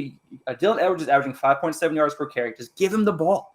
All right. If you don't have your biggest playmaker with Hunter on the field, find someone else who's going to step up and make those plays. I'm hyped right now because I want Colorado to beat USC. I want teams in front of Oregon to lose. And honestly, Colorado's covering today. I don't know if they're going to win, but it's going to be a great game. All right, a lot of. Alex loves the Pac-12. I love it. I hear it. I love it. Yeah, and I will say too, the one thing that Colorado I think has in their favor, this is a noon kickoff. It's 10 o'clock in Boulder. USC, it's going to be 9 a.m. in their minds. From their time difference, I think they can potentially catch USC sleeping a little bit at the beginning. So, got to take advantage. I want to know who the hell made these schedules this year. Like, how are you gonna make the kids kick off at 10 o'clock? Like that's just nuts to me. Like, yeah, it is. You don't want to make it the prime time game. Like, I understand that. Like, there was other games that were picked, and you got to move TV crews around. But like a 10 JV o'clock kickoff, yeah, like come on, exactly what it is. Oh, varsity starts at 2, and you got the JV kids out at like 9 when the frost is on the field. Still, it's crap. Like, figure it out. All right, let's go down south. First one, here we go. This is an eliminator game. Number 13, LSU, at number 20, Ole Miss. Loser, done. Hit the road, Jack. Hit the road, Jack. 5 weeks into the season, got nothing to play for. No SEC West, no SEC championship game, no outside chance of college football playoff. That's a big game. That's big stakes for a week 5 game. LSU, Jaden Daniels. Ole Miss, Jackson Dart. I like LSU. I saw all I need to see out of Ole Miss last week. I know they're going to play a little bit better at home. It's not Tuscaloosa. They'll come in through the Grove and all that, and they'll do all that stuff at Ole Miss. That's fine. LSU's defense is more than capable of slowing them down, and LSU's offense, I think we can all agree, is way more explosive than Alabama's right now. I think Jaden Daniels and company get it done. I like them to go in. Probably a little bit more of a higher scoring game. I'll say, 33-28 27, something like that. I think LSU covers. Not one of my official picks this week, but I feel pretty strongly about LSU winning today, getting it done, surviving for one more week. Ole Miss, you're getting the Family Feud X, I think. I think we're coming for you. So, Alex, what do you think? SEC matchup today, what do you got? Yeah, I mean, LSU just needs to contain Jackson Dart. I mean, last week, against Alabama, Ole Miss only had 6 rushing yards. Judkins is not what we've seen. He was averaging 6.5 yards per carry last year, only averaging 3.5 this year. LSU's defense is much improved from week 1. And, I am picking this game, so I'm not going to get too much into details. But let's just say I am very heavily leaning towards one side, and it's not even close. The fact that it's only 2.5 points is absolutely disrespectful to Jaden Daniels and Louisiana State University. I do have them, because I'm not going to tell you what I'm picking, even though it's kind of obvious. We're picking that here in a little bit. But I need Jackson Dart to step up. If they want a chance to win, he needs to run the ball. He's their leading rusher. And if Judkins isn't going to step up, Jackson Dart needs to. 1,096 passing yards, 7 touchdowns, 2 interceptions. They need to start controlling the clock a little bit better and keep the ball out of Jaden Daniels' hands. Like I said, I won't go into too much because I am picking this one. I will say the one thing that we aren't really touching on here is, as bad as Ole Miss looked, LSU almost had the red X through them from last week. It took a walk-off field goal for them to beat Arkansas at home. I think Arkansas is a team that has shown you so far who they are this season. I don't think they're that good of a football team. And, LSU struggled defensively. Malik Neighbors, he had a great game. That is who's going to be their bread and butter for that team. Jaden Daniels didn't look bad either. And Brian Thomas came alive too in that LSU receiving core. But I think Ole Miss is going to be able to have success on that LSU defense. If KJ Jefferson can throw for 3 touchdowns in that one, I think Lane Kiffin has to take the training wheels off Jackson Dart and, let him try to throw the ball over the yard against that LSU team. LSU does have a good pass rush. I will give them credit there. They were able to get to KJ Jefferson, and they were able to force a couple of turnovers as well in that game. But I think this is a game that's going to come down most likely to last possession. I do think LSU is the better football team here, and I think they have the better situation. I like Jaden Daniels. I think, he's the better quarterback at this point. But I wouldn't be shocked at all if Ole Miss somehow won this game. They looked absolutely terrible against Bama, but the way LSU looked against Arkansas gives me a little cause to pause. I'm taking LSU here. I do think LSU ultimately covers, but I think this is a one-possession ball game all day long. I like it. I definitely think it's a one-possession game. I agree with that too. I don't think LSU is going to go ahead and blow their doors off, but I think the Arkansas game was a little bit of a sleepwalk, a little bit caught, kind of looking ahead to going to Ole Miss. That being said, I'll kind of echo what Cottrell said. I won't be surprised if a Brian Kelly team loses a big game. So we'll see what happens. Going to head up to the Northwest a little bit, more into the middle of the country. Alex, this is another one of your teams that you were a little bit higher on than other people. They're now ranked number 24 Kansas, traveling to number 3 Texas. Texas minus 16.5. Longhorns. Looking the part so far. Looking like the clear leaders in the Big 12. Quinn Ewers looking great. Xavier Worthy and company. Everybody around him. Defense has had a few lapses here and there. They struggled a little bit against Wyoming. I think as long as Texas shows up with their heads on straight here, I think they win. I think they just have too much offensively. I know Kansas is going to score points. They're going to throw the ball all over God's creation today. But I think Texas defense gets more than enough stops when they have to, and Quinn Ewers and company go to work. Kansas's defense is Swiss cheese. I don't know how else to say it. I think you have a big game. I think you have big games from both Quinn Ewers and Xavier Worthy today. lot of yardage, a lot of touchdowns. I like Texas here. I'll go to Cottrell next. So, I mean, I think for me, this is a game where I think Texas should handle business handily. The one thing that I will say to kind of keep an eye on is that Kansas is a team that knows what it takes to go beat that Texas team. You know, you saw it a couple years ago. They went into Austin, they took care of business. We talked about Jaden Daniels in the last game. They got their own Daniels that takes care of business at the quarterback position. Jalen Daniels is nothing to sneeze at. And I think that he's a guy that can put up points against that Texas defense. Now, I do think the one key matchup in this one is for Kansas, their cornerback, Kobe Bryant, going up against Xavier Worthy. I think that's going to be the matchup of the day.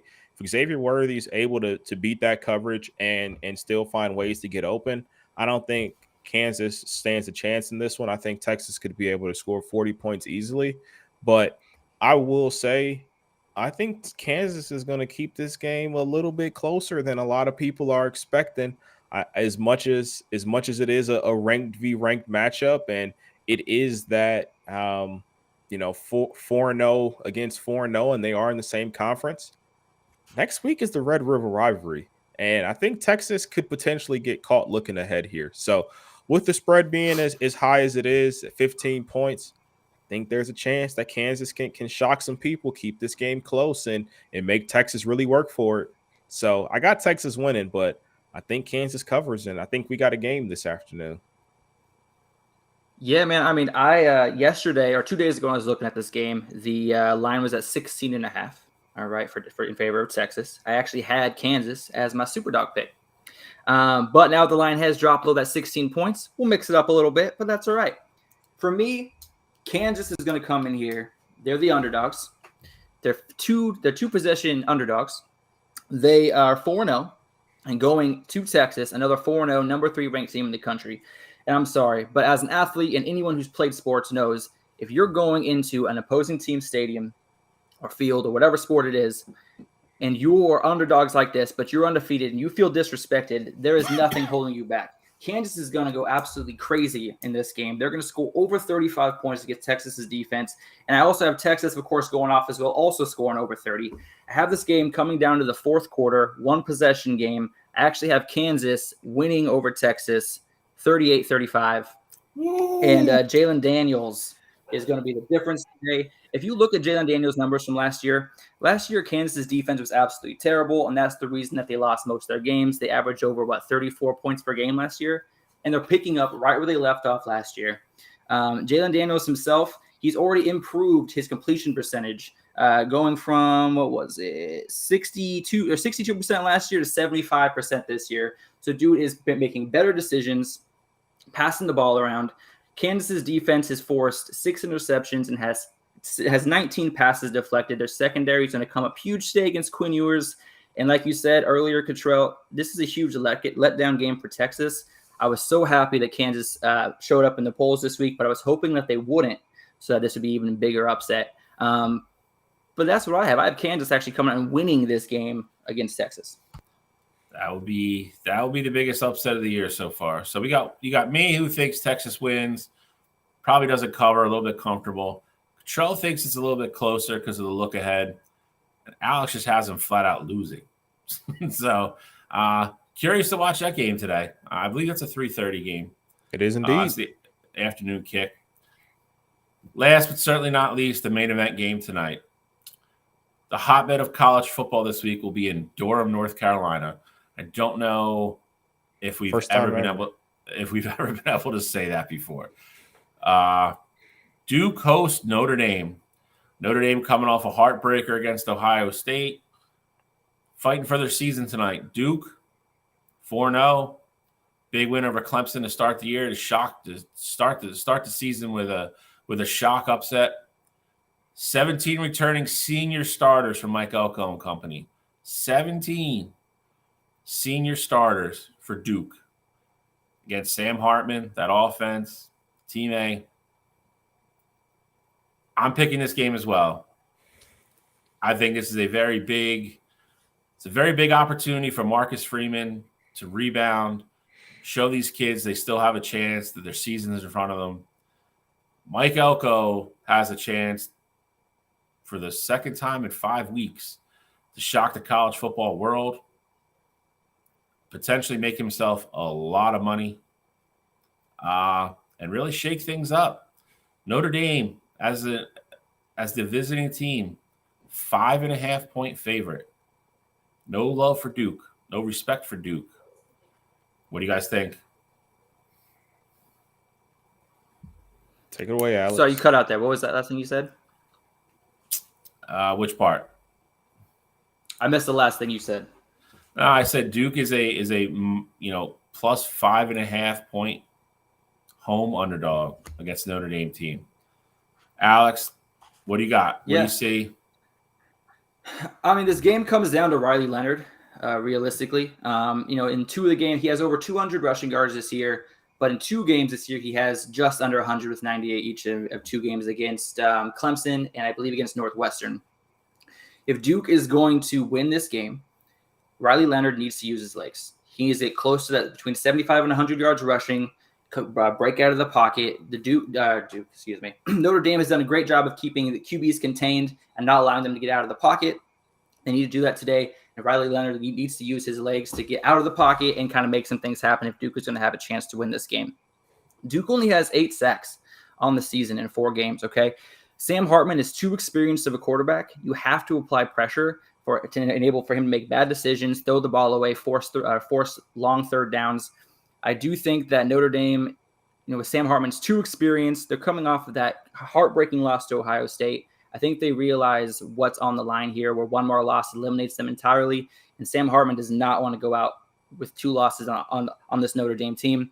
I do have Notre Dame covering. I do think it's going to be more like a 28-21 game.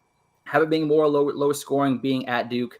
But I do have Notre Dame coming out, taking care of business, and Sam Hartman putting up Sam Hartman numbers. So I think this is the first game where Duke is actually going to feel some pressure on their shoulders. For the beginning half of this season, at least so far, they've really been everyone's, feel good story. They're sweethearts. They kind of took everybody, by storm in a sense this year by beating Clemson week 1. I think this game, you have game day down there with ESPN. They've seen all the attention that they're getting on campus, and this is their one true big test. I want to see how Duke responds to this. For Notre Dame, they know what's at stake here. They know what their season's on the line, and that with a loss here, that it's all over for them. Sam Hartman at this point, he knows that if he loses another game, he has no shot of going to the college football playoff. And so I'm expecting Notre Dame to come out with a little bit more of a sense of urgency here. I do think, Duke is going to have the opportunity to put up some points on the board. Their offense has been very consistent so far to this point. But I think Notre Dame is going to be a team that comes out on a mission. They know what it's like to play in that big game. They just played Ohio State last week. I do think they're going to take this game a little bit more personal. And I think for Duke, I think you might see some of their players, playing a little bit more tight. Maybe the quarterback, overthrows a couple passes earlier on to start just because the nerves are so high. And, maybe you see a guy take his eyes off the ball, big third down play, and the ball goes right through his hands. I think Duke's going to play a little bit more tight, and I think Notre Dame's going to take advantage of that. I got Notre Dame winning. I think this will be, a little bit more of a higher scoring game for Notre Dame. I think this one can end up being 31-17, 31-14. I think Notre Dame stays in control of this ball game, and they try to make a point to get back in that top 10. All right. Well, let's not waste any more time. We're actually kind of on time here. So we have last segment of the show, NCAA Pick'em. I'm not going to toot my own horn here, but I mean, got some ground to make up for sure. But I'm winning. I will. I'm gonna let Mr. Left Coast start this week. We'll go Black Elmore. We'll go College Control, and then we will go myself. All right. So I'll start off first. We kind of just talked about the Kansas-Texas game. I have Kansas covering at plus. They were plus 16. Now they're plus 15. So I have Kansas covering the 16-point spread. against Texas in Texas. Ole Miss versus LSU. Jaden Daniels and LSU has been the hottest defense minus Washington State, or hottest offense in the country minus Washington State, arguably. Only 2.5 points favorites after Ole Miss lost by 14 to a far inferior Alabama team, which I consider inferior to LSU's comparison by what I'm saying. So I have LSU minus 2.5 over Ole Miss. I have that game more closer. I feel comfortable taking that line up to 9.5.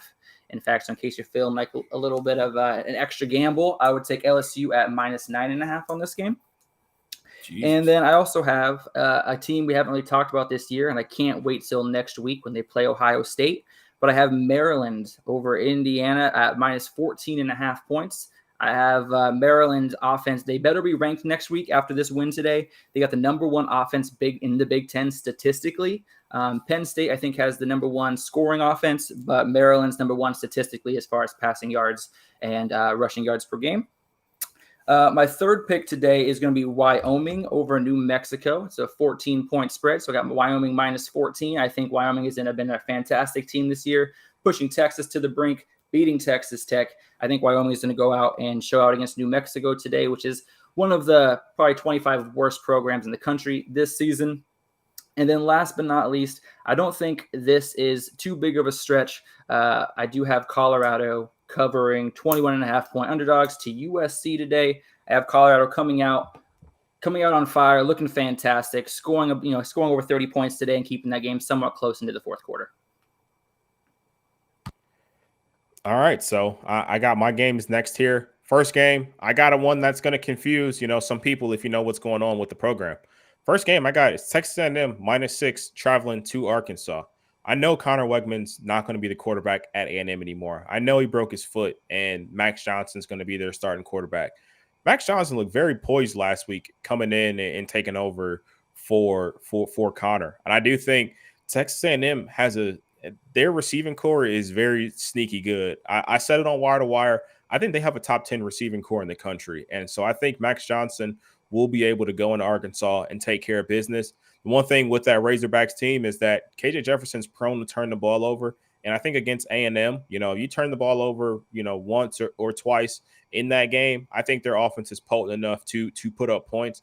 And I do think that defense will be able to slow down that Razorback attack. So I do like Texas A&M covering that 6 points there.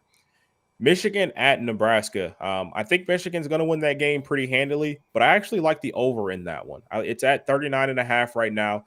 I think the way that Michigan's offense has looked so far, especially with this being, a game where Jim Harbaugh will be on the sidelines for them again, I think they will try to put up points on the board, with this being his second game back on the sidelines. So I think JJ is going to have a big game in this one. I think there's a really good chance that Michigan themselves score 35 points. And I think on the flip side of things, Michigan's defense has actually looked very good, but there's been one consistent thing in a lot of the games that have been happening. They have been susceptible to the one big play. And I think Nebraska is going to be able to get that, whether it be a big-time run or a big-time pass where they put up, 7 points or they go down, kick a couple field goals. And so I think that one goes over that 39.5 mark. Last game I got South Carolina covering 12.5, traveling to Tennessee. I think Spencer Rattler is a big-time player. He performs in those big-time games. And I think for Spencer Rattler, he knows that, this is an opportunity to go up against another ranked opponent on the road to really, essentially just boost that draft stock. We saw it last year. South Carolina took care of business against Tennessee. And, I know Hendon Hooker ultimately got hurt in that game, but that was a game where they had Hendon and Tennessee was essentially on top of the world at that point. So I do think Spencer Rattler and company will keep that game close and keep it within 12.5. And then similar to Alex, for my super dog, I have Colorado as well covering that 21.5. Made no bones about it. I told you guys I thought this game would be close. And I think this is going to be a week where I finally pick up some more super dog points. So those are my picks for the week. All right, here we go. I'm going to start out in the Big 12. I'm going to take Oklahoma minus 19.5 at home against Iowa State. Nobody from the state of Iowa can score touchdowns. Have it be Iowa, Iowa State. I don't know what other football teams in that state. They probably can't score either. I'm going Oklahoma to cover big at home in Norman against Iowa State. Iowa State is not a good football team. They've struggled all year. I know Oklahoma has Texas next week. I think they're in a little bit of the opposite situation that Texas is, though. I don't think they're going to get caught peeking ahead. So I like Oklahoma to take care of business at home today against Iowa State. My second game, I'm gonna go to the MAC, little MACtion.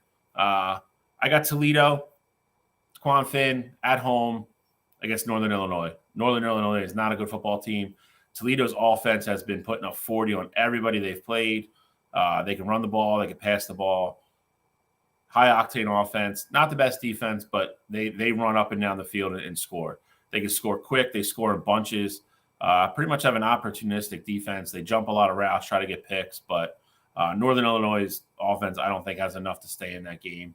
I will take Toledo minus 13.5 at home. My last game we already previewed, Notre Dame at Duke. Notre Dame minus 5.5. I'm taking them. I think their season's on the line. I think they know that. To Cottrell's point as well, I don't think a lot of those Duke players, Riley Leonard, all those guys, as good as they are, I don't think they've never had game day there. They've never had all the eyes of the country watching them and see what they're going to do. They were the underdog in the Clemson game. They weren't supposed to be in that game at all. They went to Clemson, stole a game. I think the roles are reversed here. I think everybody's waiting for them to have a good game, possibly beat Notre Dame. I think Notre Dame's experience, Sam Hartman, the team, I think they run the ball a lot tonight. I think they bully Duke a little bit. I think they slow down the game, put up points. I think Duke probably scores late to put it out of reach. I think Duke somewhere in the neighborhood of 31-17, 33-20, something like that. I'll take Duke I'll take Notre Dame, minus 5.5 to cover it.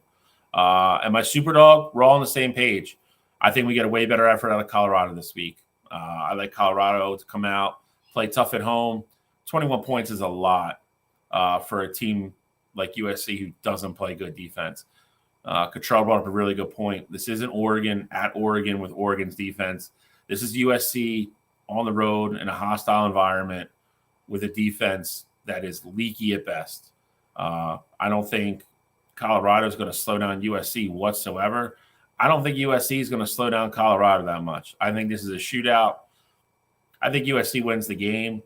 21 is a lot. So I will go with Colorado to pick me up a few extra Superdog points and continue to add to my tally, hopefully. So those are my picks for the week. So that is week 6 in the books. We are on time. I'm impressed with as much as we had to go over this week. So thank you guys.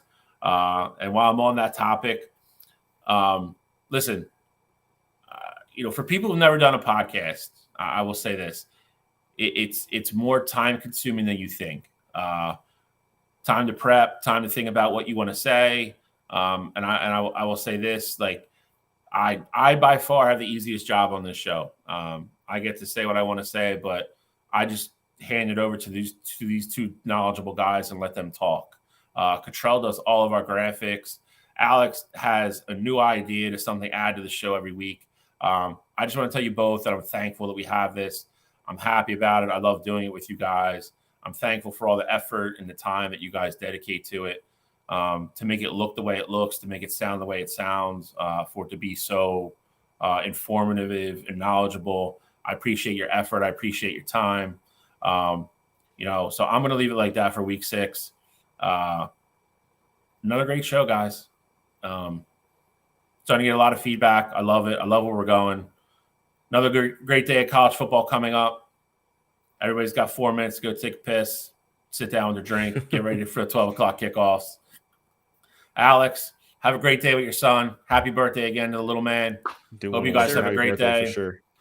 And one thing I did want to add here before we the close out there, and I wanted to get the video for it. Ultimately didn't get it, but Henry Blackburn, kid that knocked out Travis Hunter from that Colorado game and was getting death threats, things like that.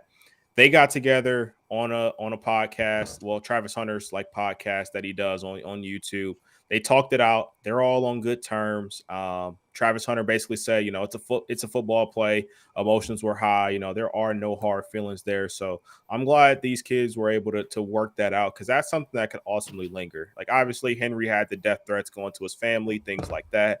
Travis Hunter's in a situation where he's still not clear to play yet. So that could have really got out of hand there. So I'm glad those guys, for them to be 18, 19, 20 years old, handle that situation like true adults and get everybody on the same page. That's a big step, especially for those two teams that are, such fierce rivals. So was one cool thing to see this week as well.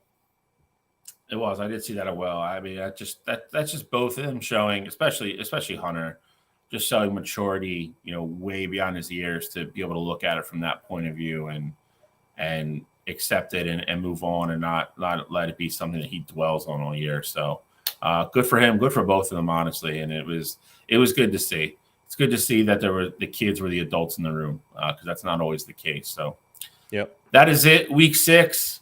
Alex, like I said, enjoy your day. Cottrell, I guess enjoy your day off. You got nothing to stress about today. And we'll see you guys bright and early next Saturday. Coast to coast. Later. We're out. Take it easy, guys.